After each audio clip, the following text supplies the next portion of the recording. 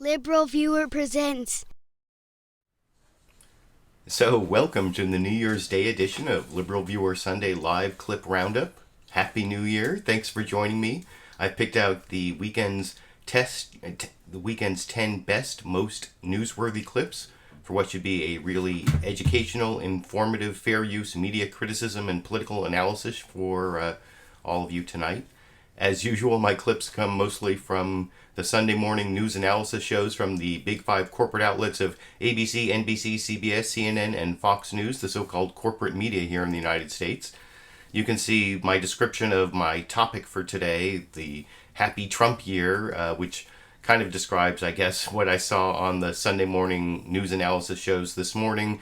A couple of them were like completely retrospective, no newsmakers, just pundits, and I kind of struggled to take clips from a couple of those, and then about 2/3 of my clips come from Fox News Sunday and ABC's This Week with George Stephanopoulos that actually covered news of the Russian hacking and how Donald Trump is dealing with that and how Congress is dealing with the way Donald Trump is dealing with the Russian hacking, and that's where most of my clips will be for the broadcast. But since there's no Saturday Night Live and there's no HBO's Real Time with Bill Maher, I'm always looking for a political comedy to start the show with, and I happened to see this Don Lemon segment on the New Year's Eve programming for CNN last night with Kathy Griffin and Anderson Cooper, and I did a little bit of editing, but I'm going to show you about 4 minutes of Don Lemon drinking tequila to the point where he's obviously drunk and then gets his ear pierced, almost takes his shirt off when Kathy Griffin at the beginning here is chanting nipple, nipple, trying to get him to pierce his nipple. And I will discuss what I think of that in terms of media criticism after we watch that clip together. Oh, I'm sorry, did I say 4 minutes? It's only about 2 minutes, thank God, over here. Should it be a tattoo or a piercing? I mean, what are you thinking? The people want to know what crazy, silly... Let me ask. Kathy, I think Kathy. Anderson might steer me wrong. Griffin, Kathy, what should I do? Nipple, nipple, nipple, nipple. No, Don. I love you, Kathy. No. I love you. You don't want to hear my other I love Don't do it, you Anderson. too, but we really don't need to see what's about to happen here. No, Don. I love you, Don. No, No. keep it close. All right. Keep it close. All right. I love you more, Don. So listen, since I promised, thank you, Kathy. Thank you, Anderson. That was good advice. Can we please not give him shots, by the way? And then everything's pre-sterilized, ready to go. So we're good. This is ear, Okay, this is nipple. okay, I'm cutting you off after this one. Should I cut him off? Is this gonna hurt? It's not going to hurt me. You'll be fine. Oh, Don't get blood in the jacket. It has to go back. It goes back to Brooks Brothers. Here we go. Here's the needle. Here's the needle. Oh! Ow! Oh, the whole crowd. The whole crowd's like, what is going on? Oh, I'm in pain. Wow. I'm in pain. Why Slow are you clap, doing this, slow my friends? Clap. It's Kathy the end of Rudy. Anderson. Slow clap. Oh, It's the end of Rudy. Somewhere Gene Hackman's oh doing it's a this. Florida Lee. Oh my gosh! I cannot believe I'm doing this. Wow. Is he Hold doing on. it Oh, no. ow! Oh. All right. Can That tell is us close up on the commitment. Florida That Lee is because we're in New commitment. Orleans. Wow. How you All feeling, right. honey? Wow. You all right there, Don? Honey? I don't know. Honey, talk to us, I feel honey. like I was squeezing your hand more than you were squeezing mine. That was pretty inexplicable to me. Why? I mean, you've watched my media analysis of the big five corporate outlets, and especially the cable news networks are Fox News, CNN, and MSNBC. And Fox News and MSNBC are basically battling it out for the conservative viewers and the progressive viewers.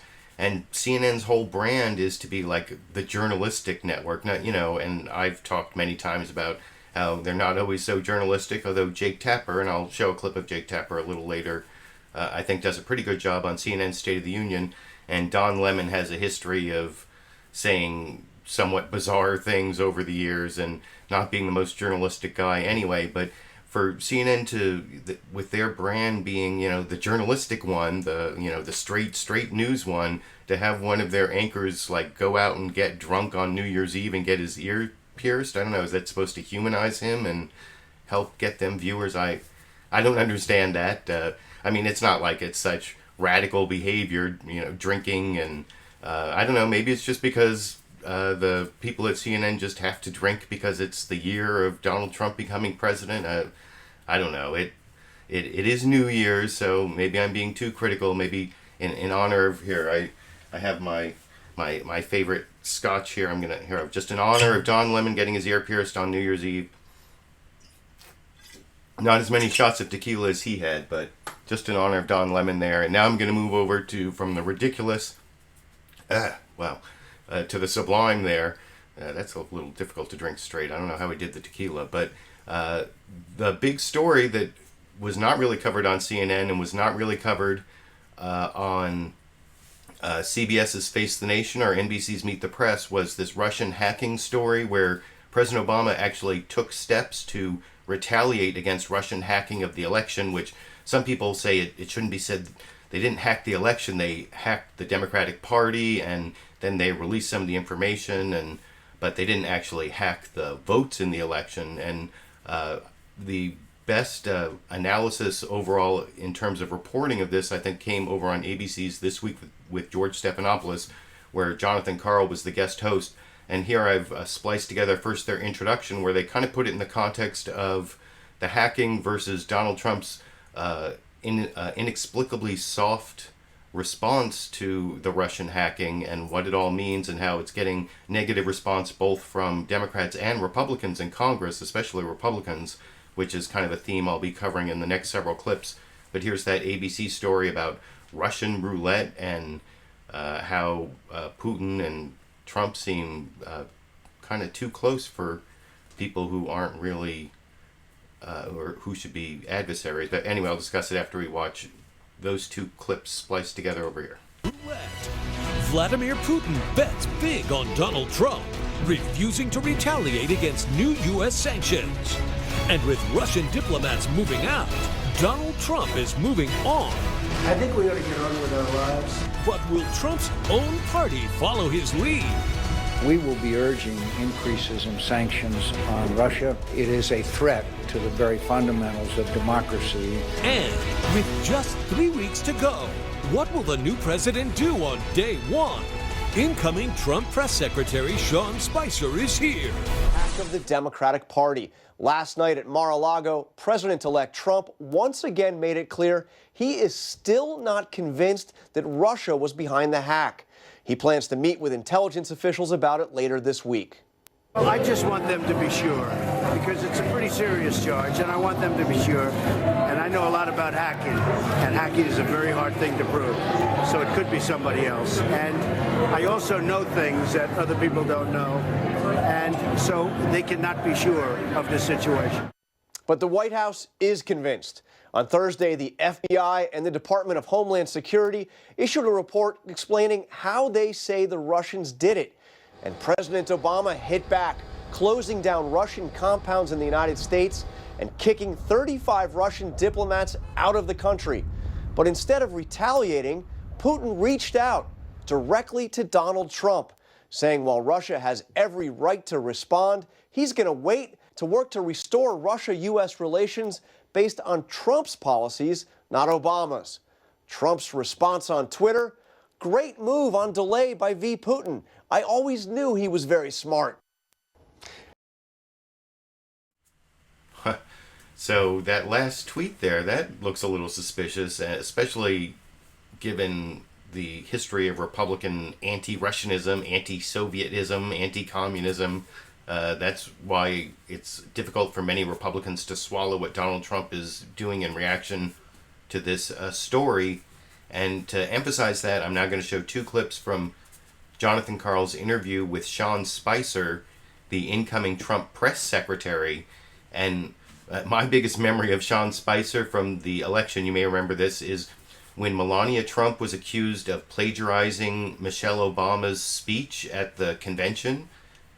Sean Spicer was one of the ones who said, No, she wasn't plagiarizing Michelle Obama. She was plagiarizing one of My Little Pony ponies. Was it like Rainbow Sparkle, or I can't remember which. Sorry, I didn't research which little pony it was. I'm not a brony. Sorry about that. But that's how I remember Sean Spicer. And here's Jonathan Karl trying to get him on ABC's This Week to first say that Donald Trump won't get rid of these sanctions because he's such a buddy with Putin, and then later trying to get him to admit that Russia was behind the hacking. And you'll see he makes a couple points that there is like a kernel of truth in some of the ways that Sean Spicer's trying to avoid admitting that Russia was behind the hacking. But you'll see there's also a lot of diversionary tactics, attacks on President Obama, and then in the second clip, attacks on Hillary Clinton's campaign. It's actually basically 9 minutes that I've split into a little under 6 minutes and a little under 3 minutes. Here's the bigger clip from the beginning of the questioning by Jonathan Karl on the Russia situation with Sean Spicer, incoming press secretary for Donald Trump, over here. With the big news this week from President Obama imposing those sanctions on Russia, expelling those diplomats. Does President-elect Trump agree with those moves, or will he reverse them once he takes office? As he said the other day, he's going to sit down with the Intelligence Committee heads next week, get a full briefing on the situation. I think one of the questions that we have is why the magnitude of this. I mean, when you look at 35 people being expelled, 2 sites being closed down, the question is that response in proportion to the actions taken? Maybe it was, maybe it wasn't. But you have to think about that. That's nothing that we haven't seen in modern history. And when we look back, well, we've seen diplomats. No, but hold on. Let's look at this. Yeah. In 2015, China took over 1 million records, sensitive data, people like me who had worked in the government at any time, classified our personal information, where we lived, things that we had written down on our applications or on our security clearances, and not a White House statement wasn't even issued. No action publicly was taken. Nothing.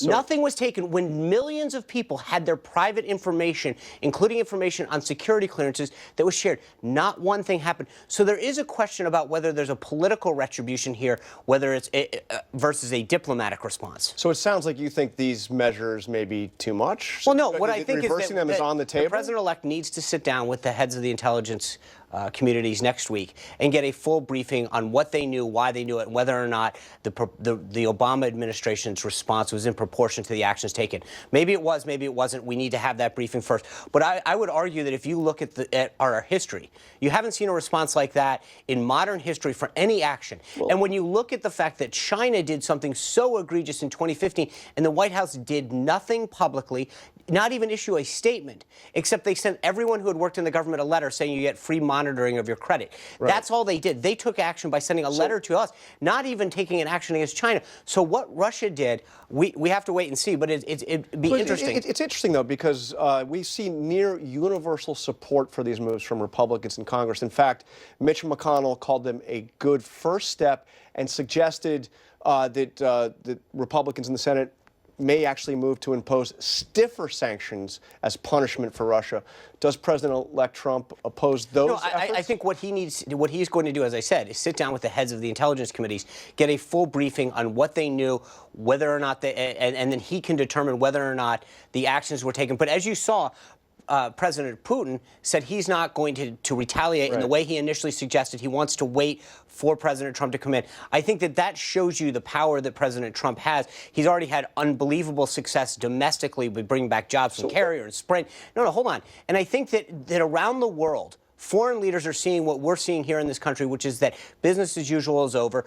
President Trump is not only going to put the American worker first, but he's going to restore America's place in the globe. But what's the bottom line? Just a yes or no answer. Does President-elect Trump now accept the fact that Russia was behind the DNC hack? Well, I think that there's a report that came out the other day that got issued on the 29th that the intelligence committees put out. And while the media played it up as this report about the hacking, what it actually is, if you look through it and it's available online, is a series of recommendations that should be taken, like changing passwords, changing administrative rights. What it shows is that by all measures, the Democratic National Committee had a very lax IT support. Now, hacking is wrong by any standards. No one supports anyone hacking into any other entity, legal, domestic, domestically or foreign or anyone interfering in anything. But the fact of the matter is, what this report really does show is that there's a need for them to go back in and look at what they're doing IT-wise to protect their system. Absolutely. But you do see, I have the report too, you do see the headline, Russian malicious cyber activity. It makes it clear,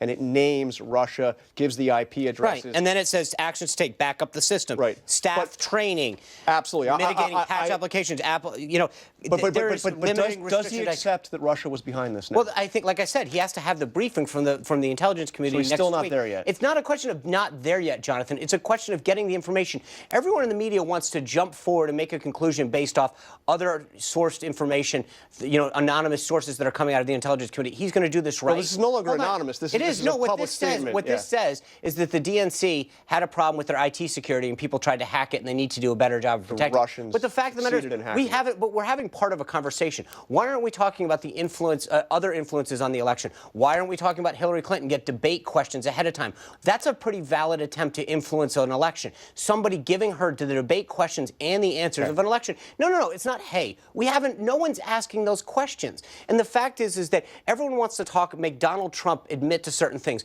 When are we going to start talking about the other side of this, which is what did Hillary Clinton do to influence the election? Is she being punished in any way? What are we doing to make sure that people don't get the debate questions ahead of time? Because I can tell you this, if my boss at the time, Reince Priebus, had gotten the debate questions and handed them off, he would have been driven out of this town at a stake, and Donald Trump would have been vilified. No one wants to ask those questions now. Just to be clear, that was during the Democratic primary. It was not in the debates with Donald Trump. But let me move on. So it makes it better? No, I'm just want to be clear what we're talking about. You're going back to the primary. I'm sorry that I'm going back, because that's who ultimately ended up the Democratic nominee. So you can't sort of say, let's go back only part way. The fact of the matter is, Bernie Sanders gave her a heck of a run. If he had actually not had the same information, maybe he could have done, maybe not. But you can't have as part of a conversation. I think we have to look at this holistically. Okay, so I want to ask you something. So you see Sean Spicer at the end of that clip does sort of the trademark Donald Trump communications maneuver. Sometimes you see Donald Trump do it. You've seen Kellyanne Conway do it. And he got Jonathan Karl arguing with him about the media leaking questions to Donna Brazile, basically, even though that was back in the primaries. And so he got Jonathan Karl to argue with him about that, which had nothing to do with Russia. And it was a good way for him not to answer the question, which was mainly what he did. I was reading the live comments along the way. I happened to notice this one from NO8549. Yeah, he's not answering the question, and he had that dodge. His big answer for, in addition to not answering the question about the Russia connection, he also was criticizing President Obama for taking this big action against Putin, but taking no action against China. And I'll have Adam Schiff, the Representative Adam Schiff, a Democrat, the ranking Democrat on the House Intelligence Committee, answer that on ABC's This Week in just a minute. But I also want to show this second clip of Sean Spicer not answering the question, and show that Jonathan Karl, even though he got a little sidetracked by that whole leaking questions about the debate from the media to the candidate diversion from Sean Spicer, then he came back and actually asked him about Donald Trump's closeness with Russia again, and the way he seems to be to the left of both the Democrats and the Republicans on this issue. And I'll talk about that a little more after we watch that 3-minute clip over here. I want to ask you something. Donald Trump has had a lot to say about Russia over the past couple of weeks, in particular about Vladimir Putin. First, he praised Putin for sending him a, quote, very nice letter, saying he thought Putin's thoughts were, quote, so correct. Then he agreed with Putin's mocking of Hillary Clinton, saying it was so true.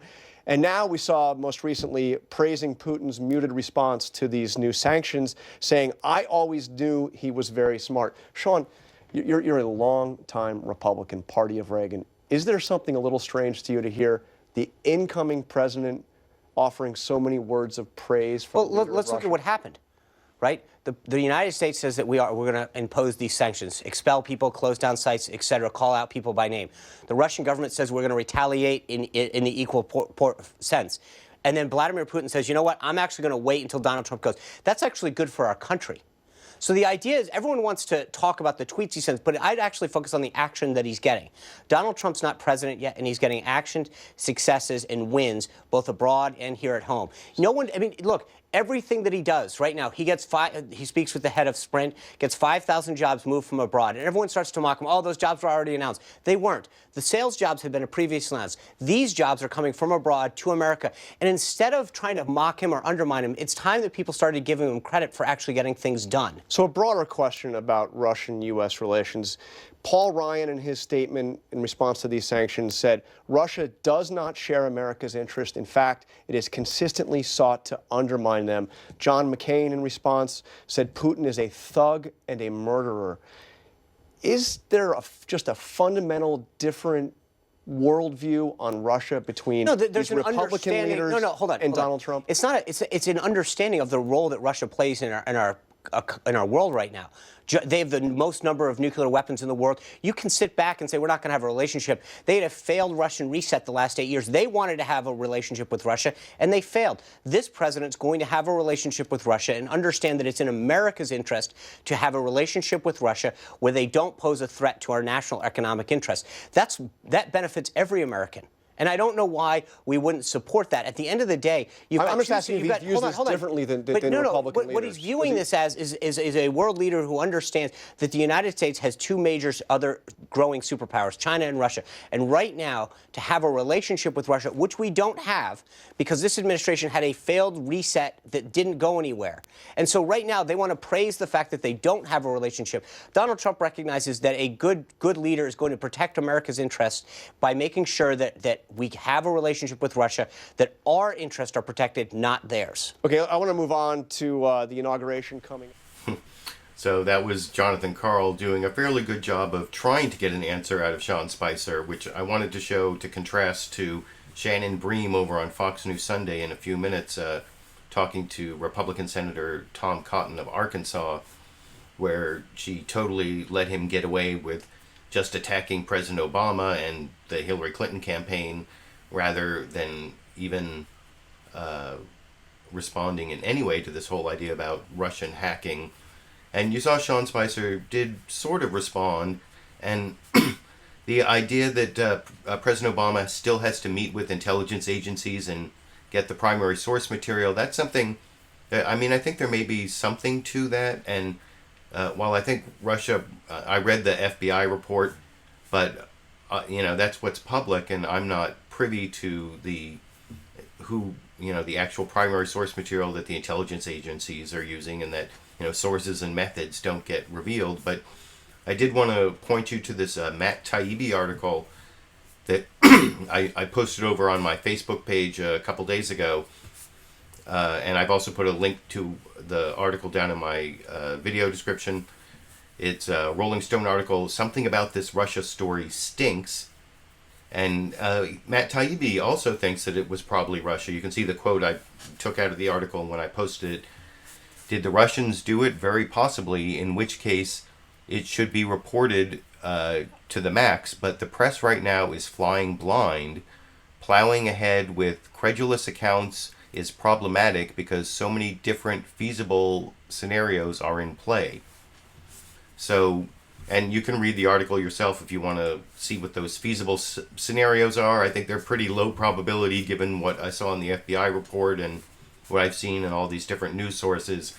I mean, I think it's probably Russia and probably the Russian government, but that's probably based on news reports. I would have said the same thing about Iraqi WMD based on what I was reading in the media, and that's basically what Matt Taibbi's point is, although that doesn't mean that just because WMD's turned out not to be true, that the Russian hacking thing isn't true.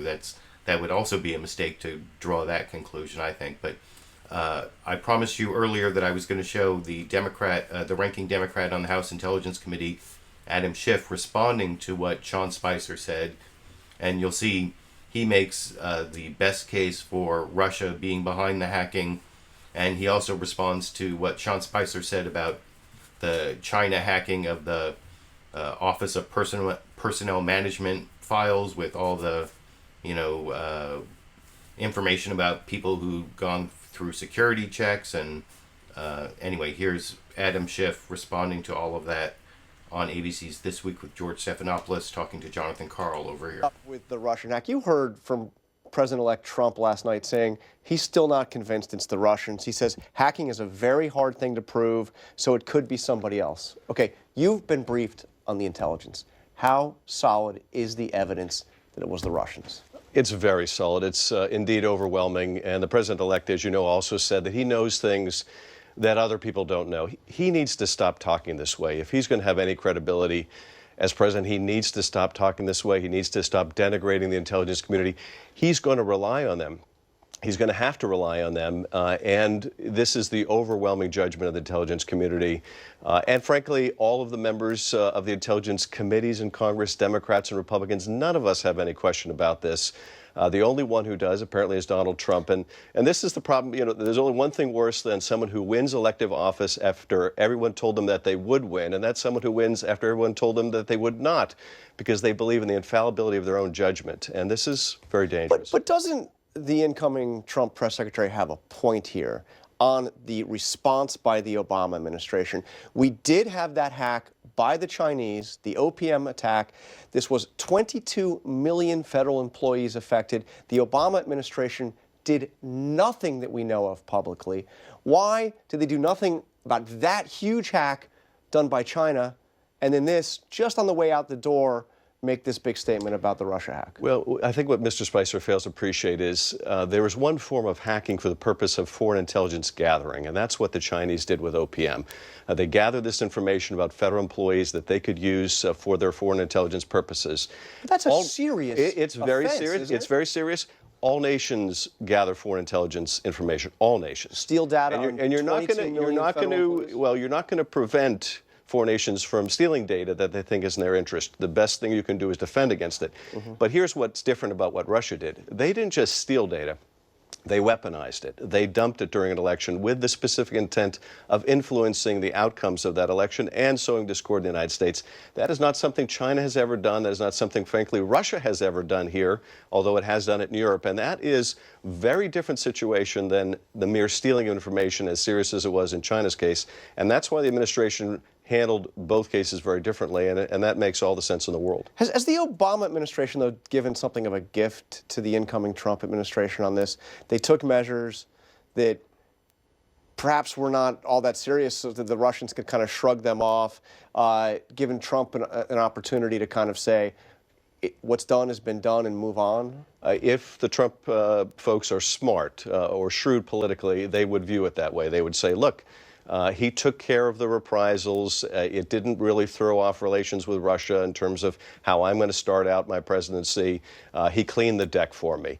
If he's smart, that's the view he'll take. Frankly, though, in Congress, we don't share that view. We think that more has to be done. We don't think that, frankly, the steps that have been taken are enough of a deterrent, and you're going to see bipartisan support in Congress for stronger sanctions against Russia. And if Trump moves to undo what President Obama has done here, what's going to be the congressional The reaction is going to be even more vigorous, I'm convinced, in favor of stronger sanctions against Russia. You're going to see Democrats and Republicans like McCain and Graham and others come together with a strong sanctions package.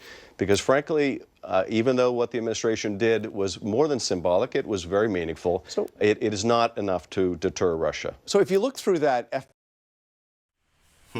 So there's, like I said, Democrat Adam Schiff, who's giving, I think, the best talking points from the Democratic point of view on the Russian hacking, giving I think most likely truth that Russia and the Russian government was behind the hacking, with the caveats that I talked about from Matt Taibbi. He also, I think, gave a good response to what Sean Spicer was saying, comparing the Russian hacking, which then led to information that was meant to change the outcome of our election, whether it did or not, and comparing that to just sort of like intelligence gathering, which all countries do. I don't know. I mean, the thing is, the United States has also been involved in trying to affect the elections in other countries, so that I don't know, maybe we shouldn't be so outraged when it happens to us, although I think we should be outraged when it happens to us, and it's not something that we should do or any country should do. But You can let me know what you think down in the comment section about that analysis. And now I want to compare what I just showed you from ABC's This Week with George Stephanopoulos, where I think Jonathan Karl did a good job of trying to get Sean Spicer, the incoming press secretary for Donald Trump, to talk about Donald Trump's problem with being too close to Vladimir Putin, at least in terms of rhetoric and some other pieces of evidence during the campaign. Well, over on Fox News Sunday, they totally glossed over that part. They had Republican Senator Tom Cotton on, and you'll see Shannon Bream starts off with questions that talk about this Russia connection, but then she totally lets Tom Cotton get away with attacking President Obama and Hillary Clinton. I'm going to show two clips on this where she does bring up the issue, but in this first one here, let's see, this is clip 6, she reports on the sanctions, and then she talks a little bit about Donald Trump, maybe, that tweet from Donald Trump, but then lets Tom Cotton get away with totally responding about how weak the Obama administration is. And I'll even play this clip through like the final follow-up from Shannon Bream, which almost sounds like she and Tom Cotton worked this out beforehand, where she's just feeding him lines almost, as you'll see after we watch that clip together over here. The administration's decision to take sanctions and actions against Russia, including expelling 35 Russian intelligence operatives, closing 2 Russian intelligence compounds in Maryland and New York. There are a number of sanctions on Russian intelligence organizations, companies supporting them, individuals as well. Is it enough? Well, it's not enough, Shannon, and it's certainly too late. Vladimir Putin is KGB. He always has been. He always will be.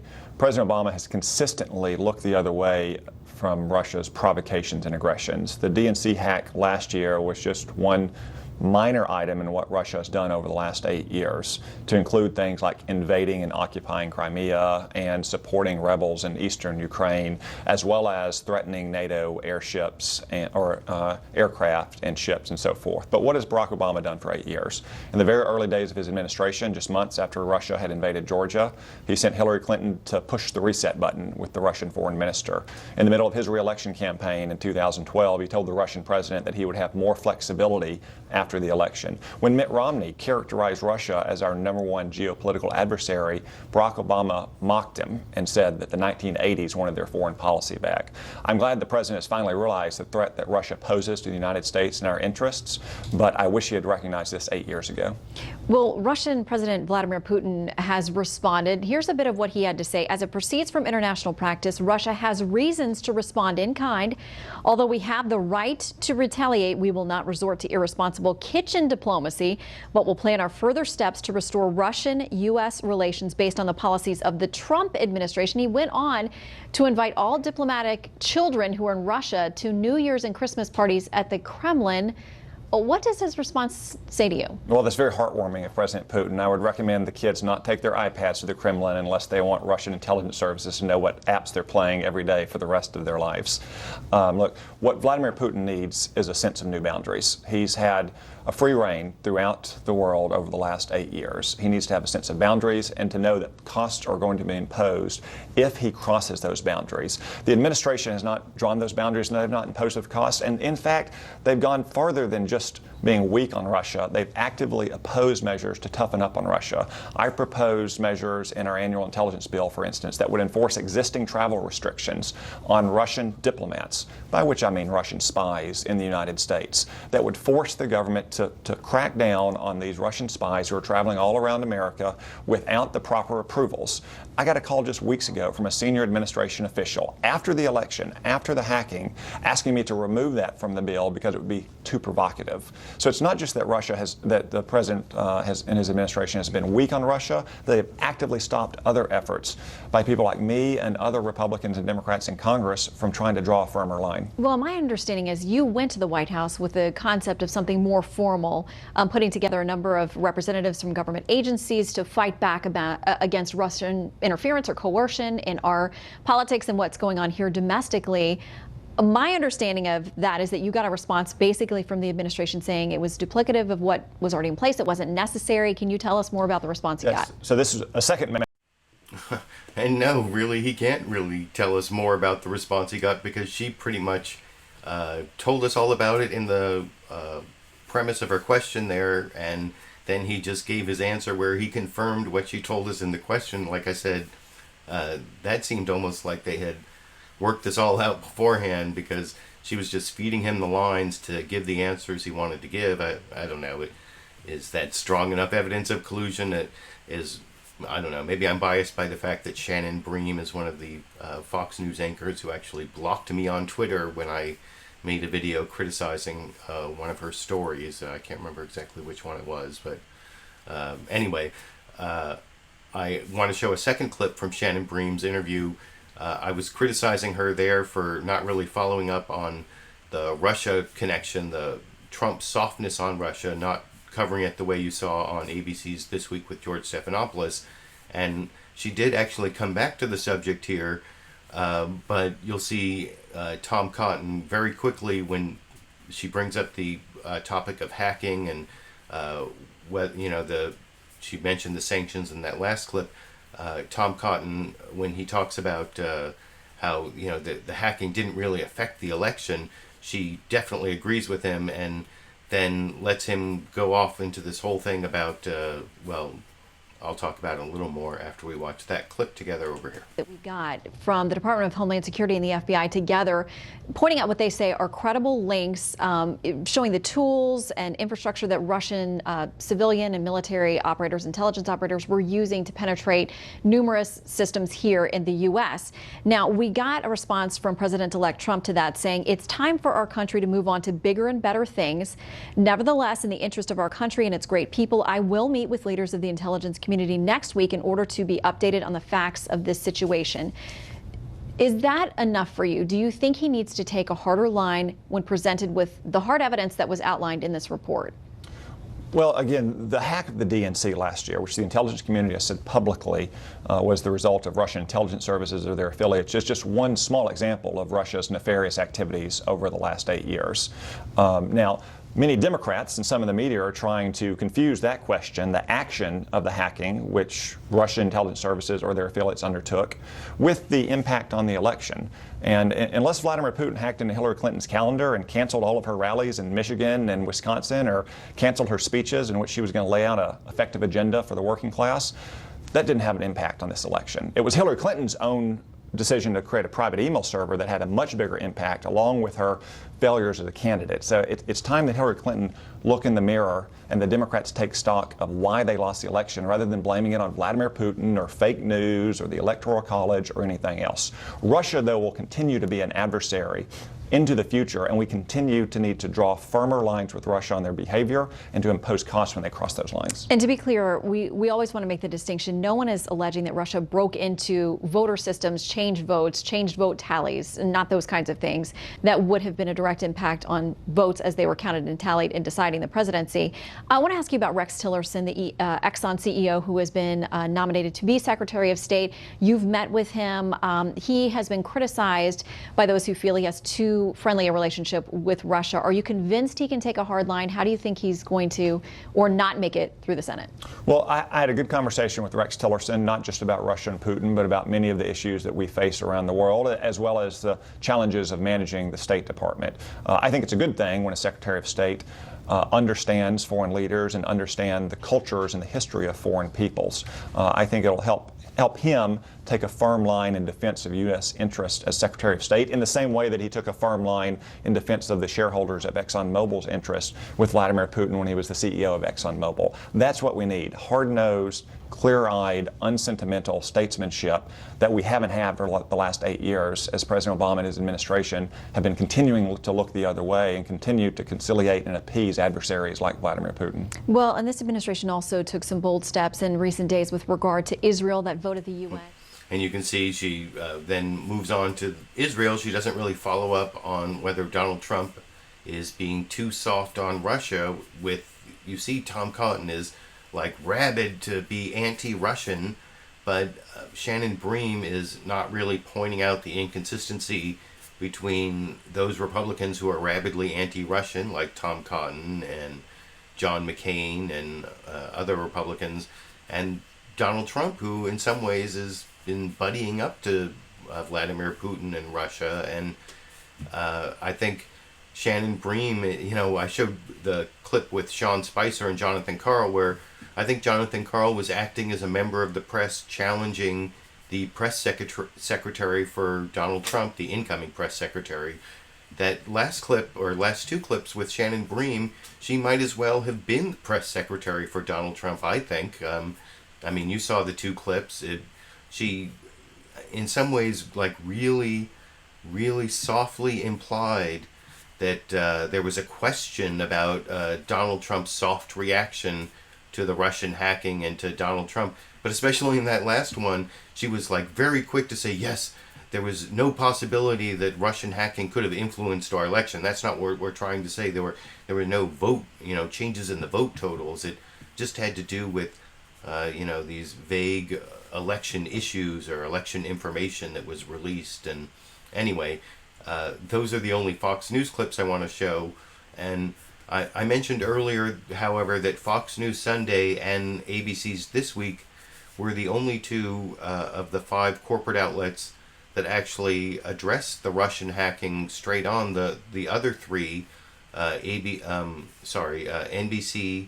CBS, and CNN, it looked like their programs had kind of been taped a day or two early. I'm not sure exactly when they were taped. They certainly weren't broadcast live, not even CNN's State of the Union, which is usually broadcast live in their 6 a.m. slot, 6 a.m. Pacific slot.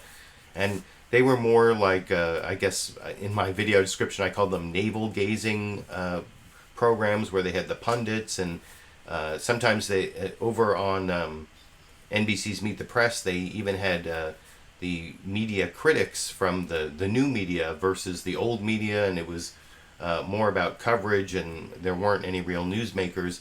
But at least on CNN's State of the Union, they did have some members of Congress, but they were talking more about how they were going to work together and how Donald Trump was going to upend the coalitions that generally exist.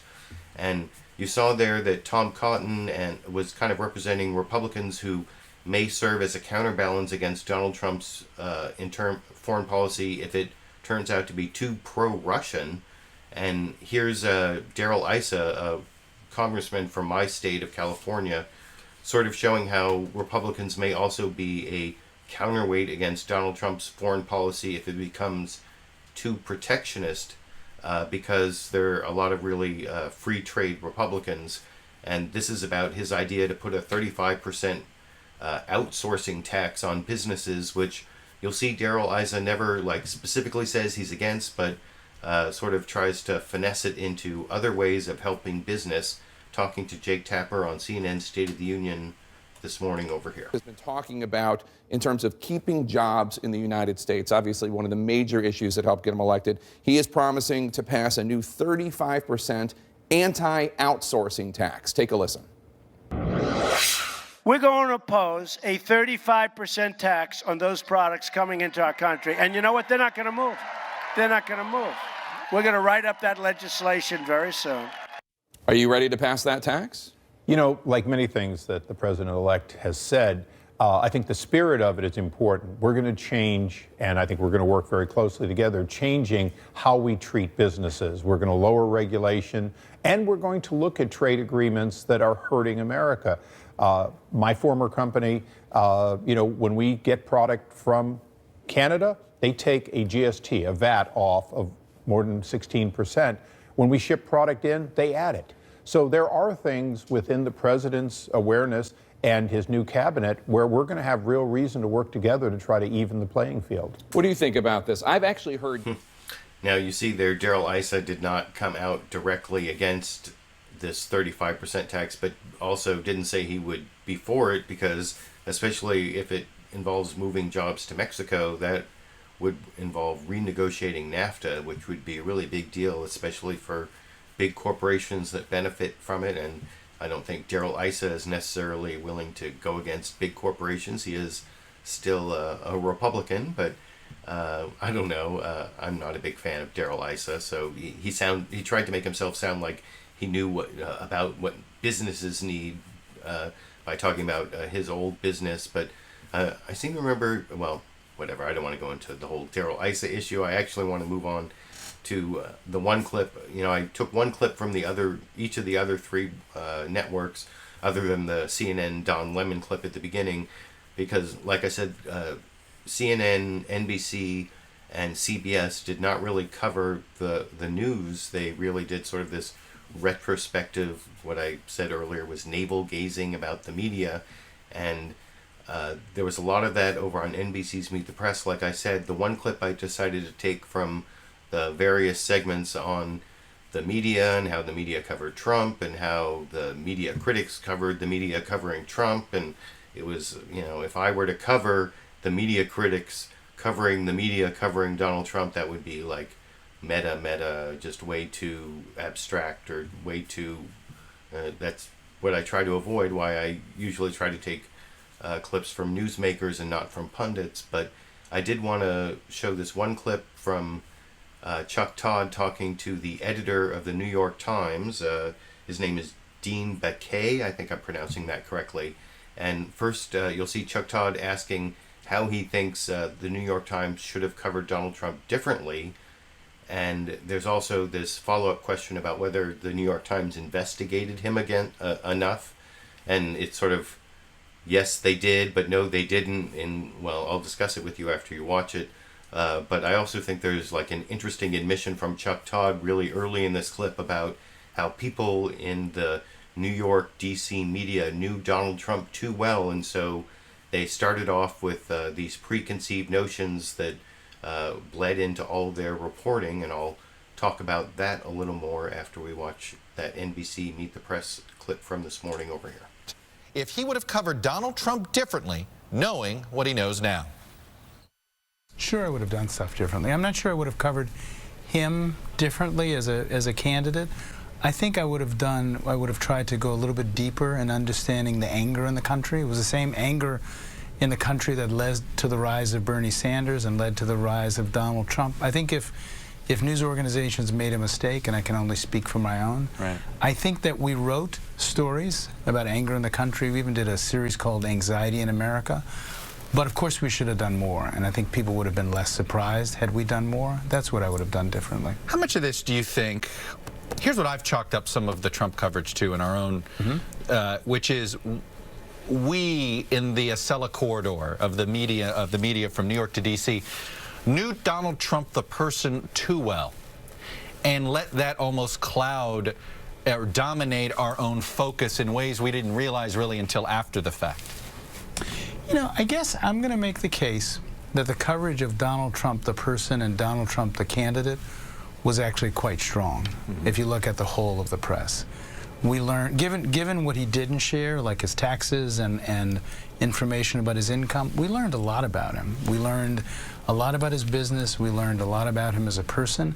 I think what we could have done better was to understand why the country found Donald Trump appealing, right, and why the country found him more appealing than some of the more traditional candidates like Jeb Bush. You feel as if he is well vetted, even though we've never seen his tax returns? No, I think he was well investigated. Gotcha. I think there's some huge unanswered questions. We don't actually know how wealthy he is. We don't actually know what he owns, what he doesn't own. We've taken stabs at how much debt he has. We don't quite know the full extent of his financial dealings in some of the countries where he's going to have to make huge decisions. There's a lot we don't know. I was sort of addressing the issue of what the press could have done differently, but I think there's a huge amount we don't know about Donald Trump and his finances, and even, I would say, what he believes in. I think that Donald Trump himself has said many things about different issues. He said different things when he met with the New York Times. He has said different things in large rallies. I think that there are a lot of question marks about Donald Trump. Well, it's interesting you put it that way when it comes to Donald. So, I don't know. I think Dean Baquet there, the editor of the New York Times, is kind of trying to have it both ways, saying that they did a great job investigating Donald Trump, but there remain all these question marks because he didn't give out his tax returns, and there are all these inconsistencies in what he said to different audiences, so we don't really know what he believes.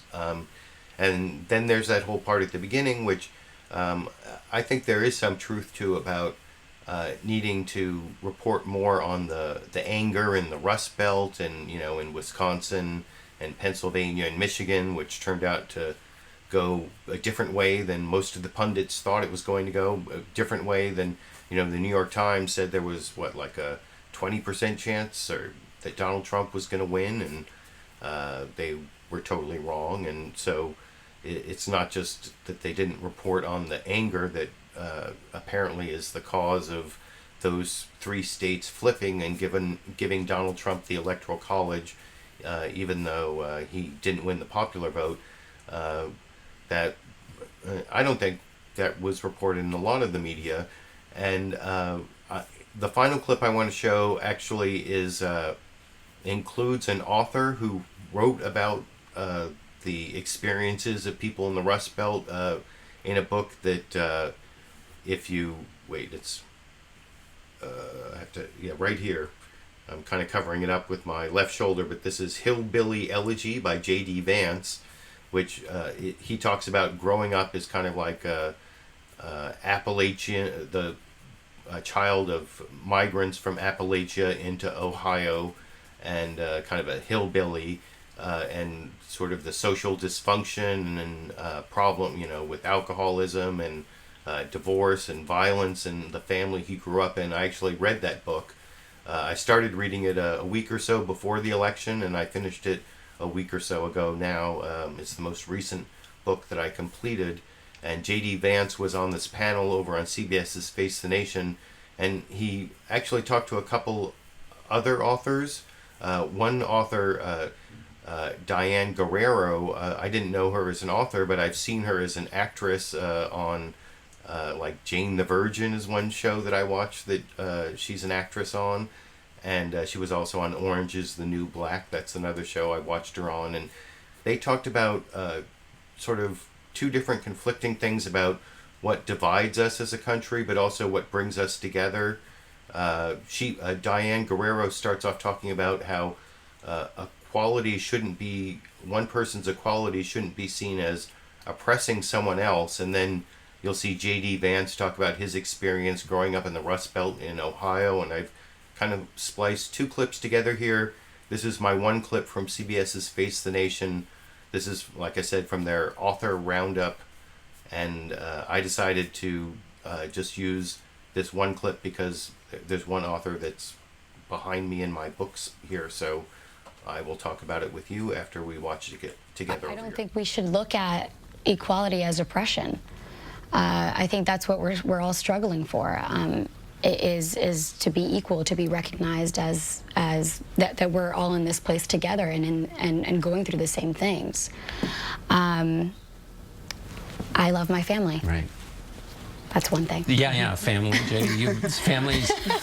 You write a lot about family, although some incredible family ties, such strength that and bonds and rules and code. And you talked about hillbilly justice, and yet on the other hand, conflict within family.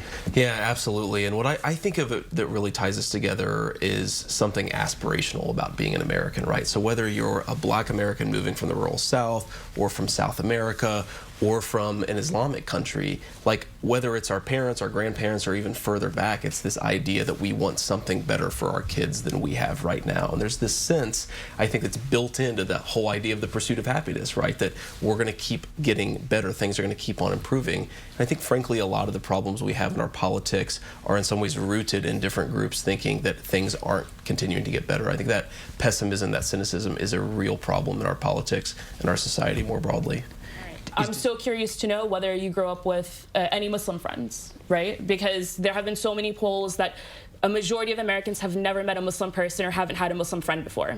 A lot of them from the greater Appalachian region, a lot of them who voted in the next president on policies that he's been, parading around about the Muslim community. So it's like, for a lot of people, we just aren't able to humanize each other. Yeah, I think it's a really important point. And to answer your question, the answer is no, not until I went to college did I actually meet a Muslim American. And to your point, part of it is just because we were so regionally isolated, right? There were basically 3 groups of people that I saw growing up. the people who were like me, the middle class white people, and maybe the working class black people who lived in my city. And that was pretty much it. And there's a lot of evidence that when people actually spend time around people who are different from them, a lot of these biases and a lot of this frustration sort of fades away. And that's a problem with the fact that we're so isolated right now. And then there's this fear of losing something, instead of seeing this as an opportunity to gain so much. By uniting, by seeing that if we all sort of, kind of lived in a more balanced world, that it would be better for all of us, and that no one's here to take anything away from you. All right, let me ask you a question about hope, because you write in your book, someone once said that hope is the best medicine. In our family, in our community, in that attorney's office, hope wasn't just the finest remedy. It was the only one we knew. You talk about hope, but tell the story about that attorney that your father went to try to get legal status, and what happened. So this lady had given us a card and said, like, this person is helping people with their green cards, and people who've had worse situations than you guys. And so we went to this attorney, and my dad had high hopes, and he was desperate at this point. And we gave him money. He said he could help, and he stopped calling. And we went back, and his office was gone. Wow. Everything was gone. And that was a breaking point for my father, and that was sort of the beginning of sort of the end of our family unit. And I was there with him. I was there with him every step of the way, and it was heartbreaking because we, it could have been a lack of education. It could have been hope. It was our last string of hope, and we just held on to it. Maybe this will be the day. Maybe this will be the time that things do go well for us. And it didn't happen. And so we just everything sort of collapsed after that. But my parents always taught me to have hope and to dream, and that's why I think I've made it from whatever happened to my family. I think that's why I'm here, sitting with you here, because I have held on to that humanity, or to my dreams, or to that things are going to get better. And if I do try really hard, and if I participate and I do my part, then maybe something good can happen.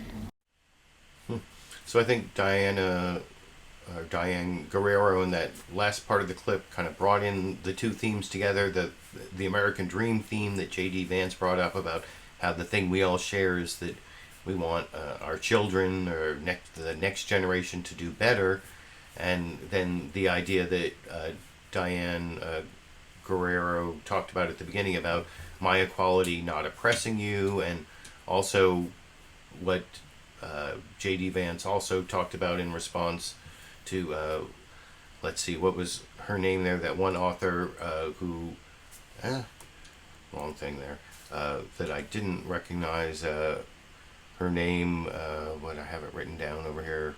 Oh yeah, it's Amani Al-Khatahtbeh, I think is how you pronounce her name, where she asked J.D. Vance if he had known any Muslims when he was growing up, and he said no, not till I went to college. And his book is about how how going where he went to college was like an alien experience to all the people he grew up in Appalachia with, and that may be why Donald Trump's anti-Muslim rhetoric works so well in places like Ohio, where there are so many people like J.D. Vance who have never really met a Muslim, and once you meet a Muslim or meet an undocumented immigrant like Diane Guerrero's parents, you start to see that they're not the other, they're actual human beings. And that's why I included that story about Diane Guerrero's parents going to the lawyer and investing all this money and effort into trying to get legal, and then getting scammed and losing hope. And there are all sorts of stories of people who live in our communities, who worked hard, who aren't real alien scary other people like you see them on Fox News. And when you get to know those people, also I've talked in my previous shows when I talk about Islamophobia, I talk about people in care and Muslims who I've worked with over the years with the ACLU fighting for civil liberties, that I know that the Muslims in America, and they're not scary people, the other that we have to fear, but they're parts of our community who we have to embrace in our American diversity. That's my opinion. That that's why I'm a liberal. That's why this is the LiberalViewer Sunday live clip roundup. I hope you enjoyed the 10 clips I picked out for you. I'm going to wrap up the show now. I may actually have time to put out that edited produced video this week, next week. It's definitely going to come out. There'll be another one this month sometime, and probably a video about the future of the LiberalViewer channel, about the balance between the live stream shows and the edited produced videos. If you enjoyed the video that I made for you today and the clips I picked out and my media criticism and political analysis, you can support my show by clicking on this little eye over here in the corner and giving me direct YouTube fan funding. You can support me by becoming a patron down on Patreon, and a link down in the video description. You can support my videos just by giving me a thumbs up in the down below, or posting a comment in the video description, sharing me on Twitter, Facebook, other social media, and I should wrap up the show for the week, and I will definitely be back next week. Who knows what the news stories will be. There are only a couple weeks left till Donald Trump is the actual president, which I will definitely be covering. So I appreciate all of my live viewers who kept me company while I played the clips, and also the viewers of the recorded show. Let me know what you think, and until next week, I guess I will be seeing all of you around the internet.